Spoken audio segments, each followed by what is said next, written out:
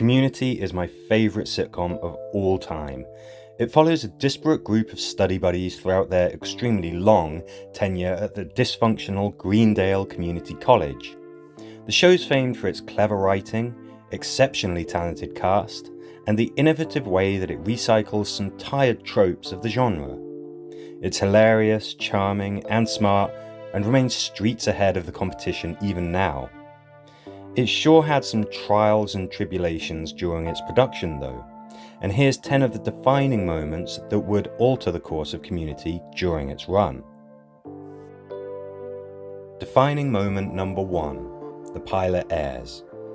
Community's creator, Dan Harmon, was inspired to create a show based on his experiences at Glendale Community College. Trying to reignite his relationship with an ex, Dan joined a Spanish class that she was taking and he formed a study group. It was full of people he had little in common with, but against his expectations, he began to actually care about the people in the group. I care now! You made me care more! Fast forward to September the 17th, 2009, and Community premieres on NBC.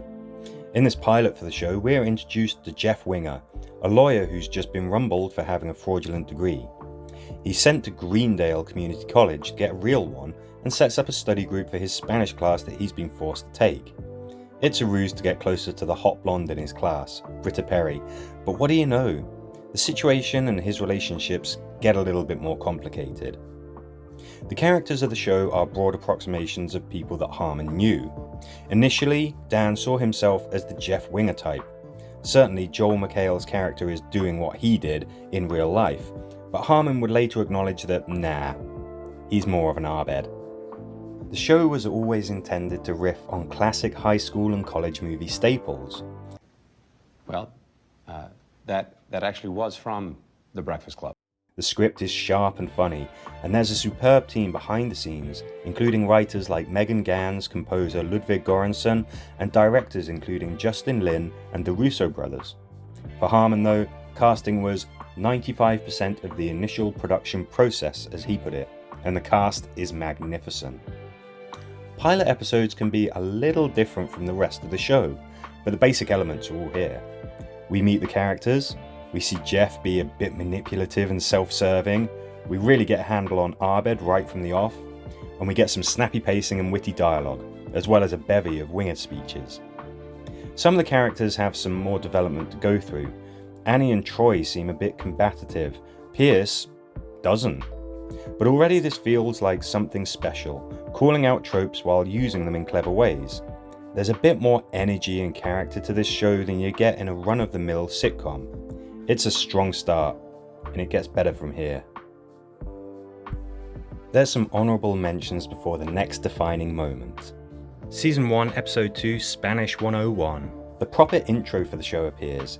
Senor Chang is introduced, and we get the first end tag, that fantastic Donde está la biblioteca rap. The episode's funny and engaging, proving that the quality of the pilot wasn't a fluke. Season 1, Episode 9, Debate 109. As the writers played around with different character pairings, they started to notice that Jeff and Annie's chemistry is undeniable. Here's where they became the more compelling will they won't they duo. The creators of the show just felt the characters clicked better than Jeff and Britta, and there's definitely some clicking going on. Season 1, Episode 20.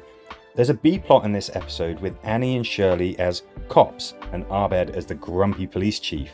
This hints to the success that the show would have creating parodies, and speaking of which, defining moment number 2, Season 1, Episode 21. Contemporary American poultry. The fully fledged reality-bending homage is born.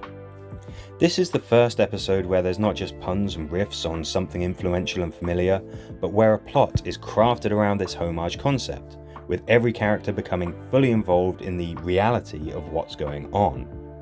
When the study group find a way to extort the delicious and coveted cafeteria chicken fingers, Abed lives out his Goodfellas fantasy. The style of the show changes, going all in with this new concept, and it all works. There's a fantastic video by Entertain The Elk explaining why this was when Community was born. That's certainly worth checking out for more detail, but simply put, this certainly was a formula that Community would return to often with great success, albeit a constantly fresh, innovative and versatile formula. This episode was probably really expensive too. Crystal the monkey, who was Annie's boobs monkey, cost $12,000 per episode for an appearance, and they actually used the rights for Layla by Derek and the Dominoes. That probably wasn't cheap.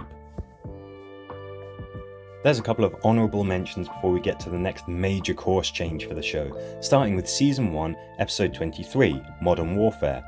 This is the first paintball episode, and Community shows that it can actually do pretty convincing action sequences and have a plot that has some stakes and drama, albeit Greendale level drama.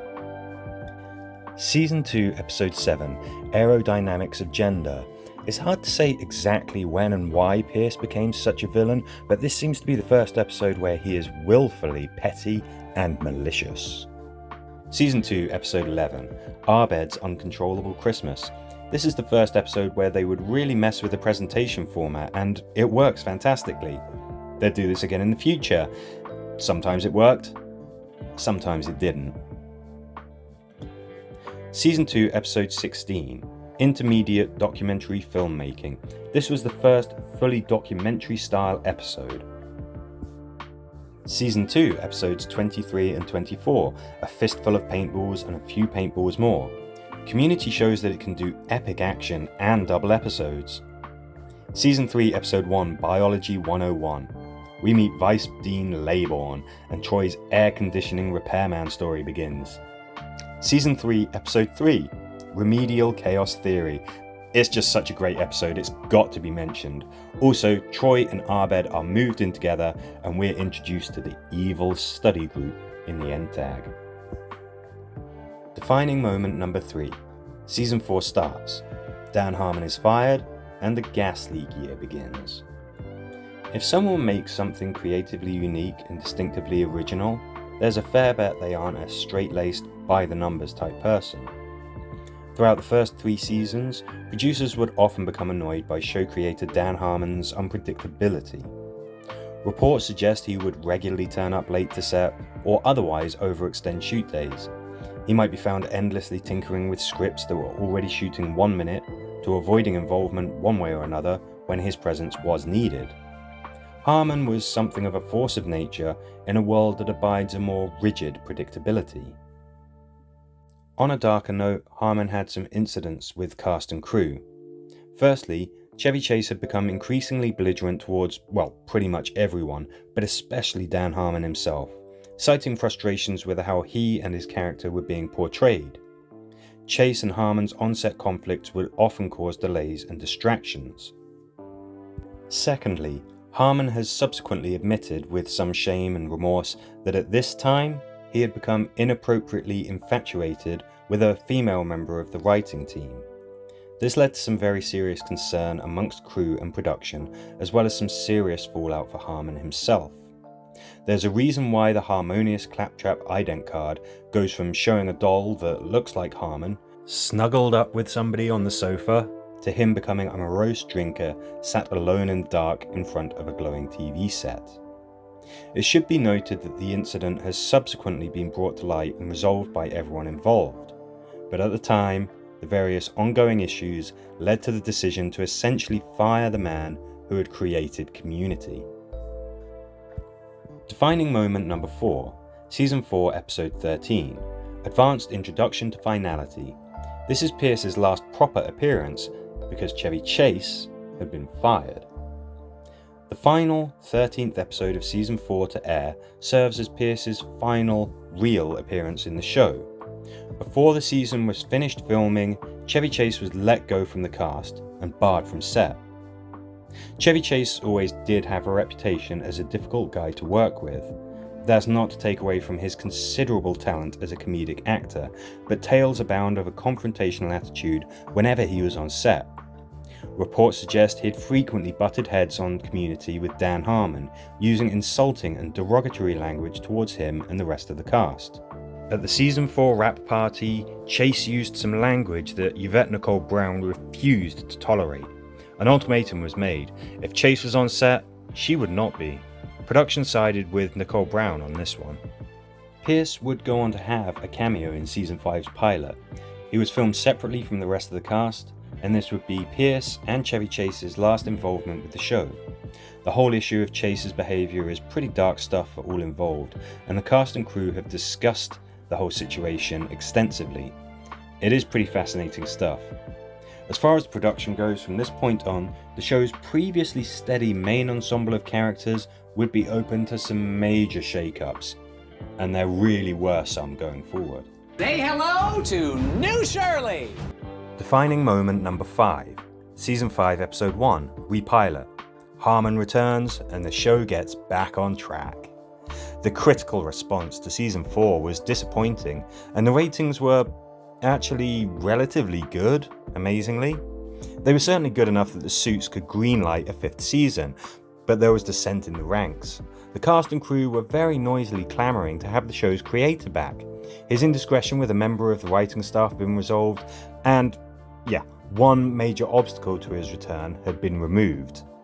The producers were certain that from now on, Harmon would straighten up and fly right. He would be the embodiment of punctuality and professionalism that they truly deserved. That's a lie. Okay, well, enough stuff had fallen into place where it became reasonable to bring Harmon back and get the creative aspect of the show firing on all cylinders again. Season 5's opener is a pared down affair, a catch-up for fans and a general reset of the characters and premise, one that is similar to the original first episode in terms of general plot and structure. As Arbed notes, repilots are tricky, but the reset behind the scenes and on screen works, and it feels like some of the old magic is back. Defining moment number 6, Season 5, Episode 2, Introduction to Teaching. Buzz Hickey is introduced. He's the first new major character to join the group. It seems unlikely that at this point there were intentions to change the makeup of the study group. The chemistry hadn't worn thin, and the characters still had a lot of space for relationships to grow. But there was that Chevy Chase problem.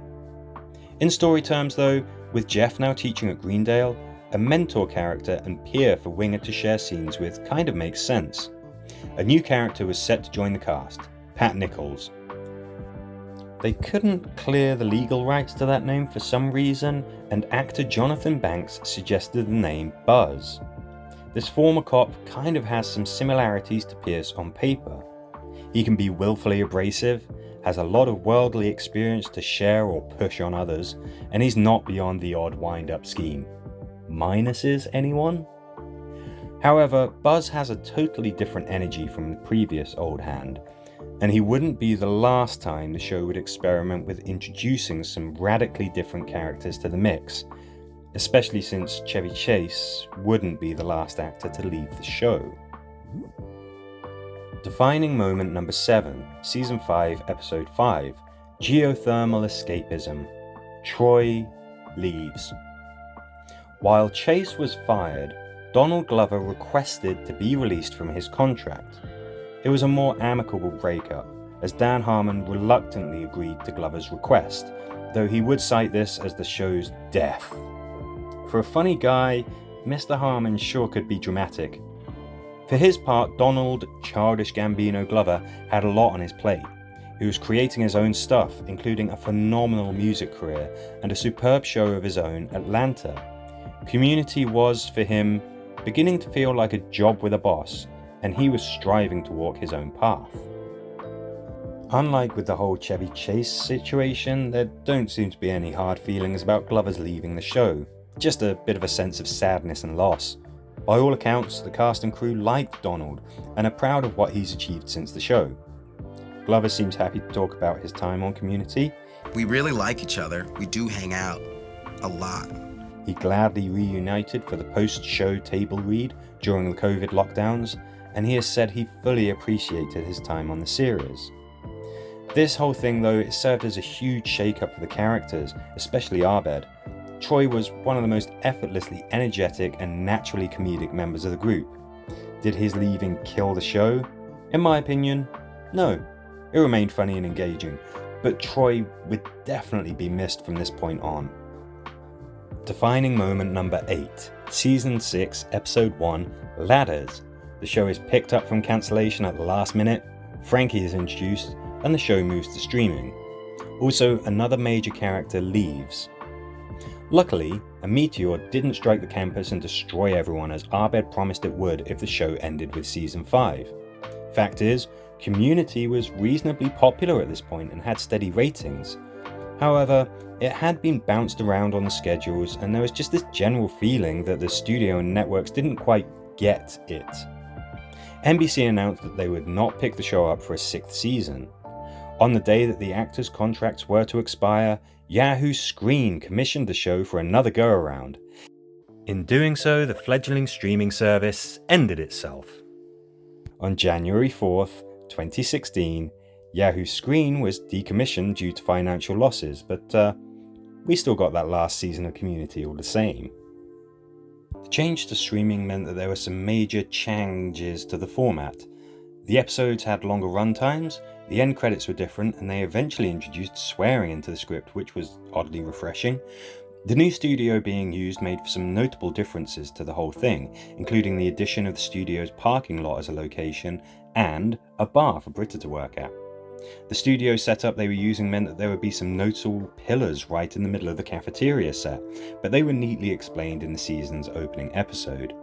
You might also notice that there were some restrictions that meant that you could never follow the characters as they leave the study room. However, they could afford to film outdoors again. Oh, the end tags in season 6 were really elaborate and, wow, very funny and memorable. The cast was really shaken up. Chang and the Dean became main characters and integral to the group. Paget Brewster, who had made a brief appearance as IT lady Deborah previously, was now consultant Francesca Dar, and Keith David, who had voiced the narrator in season 3's Pillows and Blankets, was brought in as tech genius Elroy Ptashnik. Jonathan Banks' commitments as Mike Ehrmantraut in Better Call Saul meant that Buzz Hickey did not return, and Yvette Nicole Brown to be released from the show to care for her poorly father, as she could no longer commit to the grueling schedule demanded portraying a character in a single camera style show. Production was relatively smooth even with the upheavals to, well, everything, in a season that felt like it really was beginning to wrap up our time with Greendale Community College.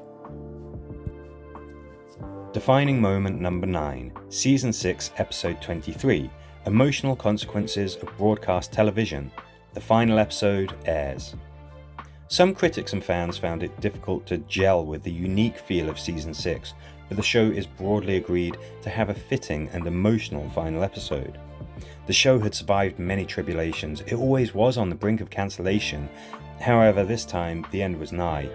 The stars' contracts are ending, and Yahoo Screen had tanked hard. There was no chance of another reprieve. The characters pitch a new season before saying their inevitable goodbyes. As the rant in the end tag points out, streaming stats showed that Community was far more beloved and watched than the outdated Nielsen ratings, relied upon by networks, had suggested. It made no difference though. This would be the funny and moving end for a funny and moving show. Defining moment number 10. The Community film enters production. There had been rumblings of a film for this show for many years. That quote by Abed, 6 seasons and a movie! would become a rallying cry for fans of the show, and even taken to be an optimistic prediction of Community's legacy. It never happened though, until Joel McHale boldly proclaimed on September the 30th, 2022, that the much vaunted film was officially in production. Details are scant at the moment. It's unlikely that Chevy Chase will return. Donald Glover and Yvette Nicole Brown haven't been confirmed at this point, but have discussed the movie enthusiastically. Everyone else is signed up. Dan Harmon has ruled out a paintball plot. The fans would love to see something made of the news ticker in an episode that says that Troy and his sailing partner, LeVar Burton, were captured by pirates. But all that matters is that the big names behind and in front of the camera are back. You are the worst actor I've ever directed! And excitement for the upcoming film is growing. Let's crap out this piece of crap.